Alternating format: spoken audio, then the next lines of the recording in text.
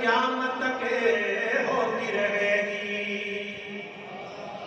میرے آقا نے فرمایا صحابہ سینہ تان کر کے چلنا، بالوں ہلا کے چلنا، اللہ کو ادا پسند آ گئی۔ اللہ نے فرمایا او میرے محبوب کے غلاموں، او میرے گھر کا طواف کرنے والوں، جب میرے گھر کا طواف کرو گے سینہ تان کر کے چلنا، بالوں ہلا کے چلنا، اس لیے کہ نقل میرے معبود کی ہوگی، فرض میرا ادا ہو جائے گا۔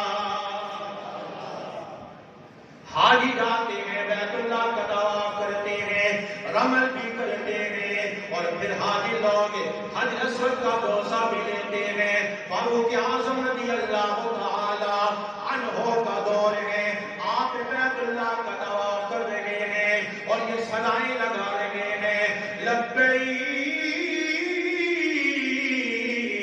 اللہم لبیک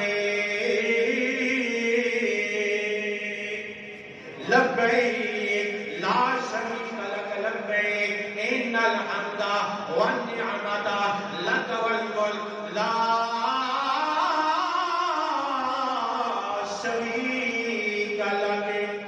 یا اللہ میں حاضر ہو، یا اللہ میں حاضر ہو، بیت اللہ کا طواف کرتے ہیں، بیت اللہ کا طواف کر رہے ہیں، طواف کرتے کرتے وہ لوگوں سامنے حجر اسود آ گیا، جنتی پتھر آ گیا۔ حجر کا معنی ہے پتھر، اسود کا معنی ہے سفید، لیکن لوگ جانتے ہیں جو وہاں جا چکے ہیں انہیں پتا ہے اب یہ پتھر سفید نہیں ہے بلکہ کالا ہو چکا ہے۔ کیوں کالا ہو چکا ہے؟ اس لیے کہ آپ بھی جاتے ہیں، اسے چومتے ہیں، اسے بوسہ دیتے ہیں، آنکھوں سے لگاتے ہیں۔ میں بھی گیا، میں نے بھی اسے چوما ہے، اس کے بوسے لیے ہیں، لیکن میرے دوستو نام ہے جنتی پتھر، سفید پتھر، لیکن اب کالا ہو